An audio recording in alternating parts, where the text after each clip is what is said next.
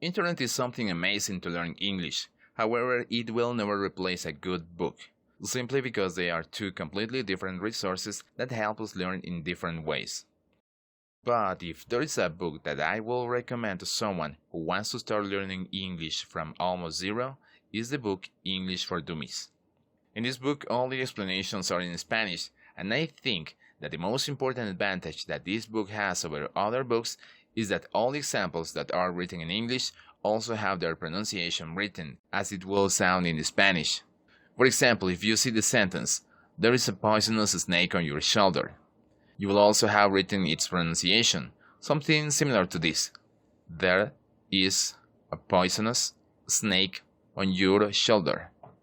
This will help you a lot at the beginning to know the pronunciation of the words in English. As you go forward, you will realize that it will not be necessary to see the pronunciation again, because you will get used to saying it automatically. You may be thinking that this is not good to do, because you will always depend on having the pronunciation written, but the truth is that it works incredibly well when you have no idea how to pronounce the words. I say this because now I'm studying Portuguese, and the first book I started with was Portuguese for Dummies. At the beginning, it was very difficult to read the Portuguese phrases, but when I saw the pronunciations again and again, I was able to memorize the basic rules of Portuguese pronunciation.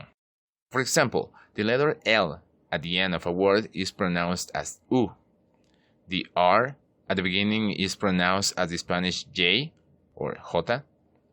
The letters T, E at the end of a word are pronounced as G. So with this in mind, I know that even when the following words are written equally in Spanish and Portuguese, restaurante and real, in Portuguese they are pronounced restaurante and real. I know that this course is not about Portuguese, but I wanted to make clear the usefulness of having written the pronunciation of the words. Of course, you can also use online dictionaries to know the pronunciation of the words, but because of the importance that online dictionaries have, I have dedicated a video that you will see later in this section. There is something else I have to mention because it is extremely important that you take it into account.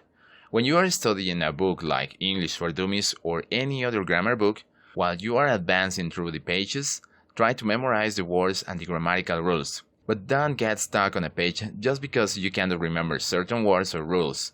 Just read it once, give your best to memorize it, and go to the next page without worrying if you forgot everything you saw in the previous page. It doesn't matter, just advance to the next page. I am saying this because the same words and grammatical rules, you will see them again and again in the following pages of the book.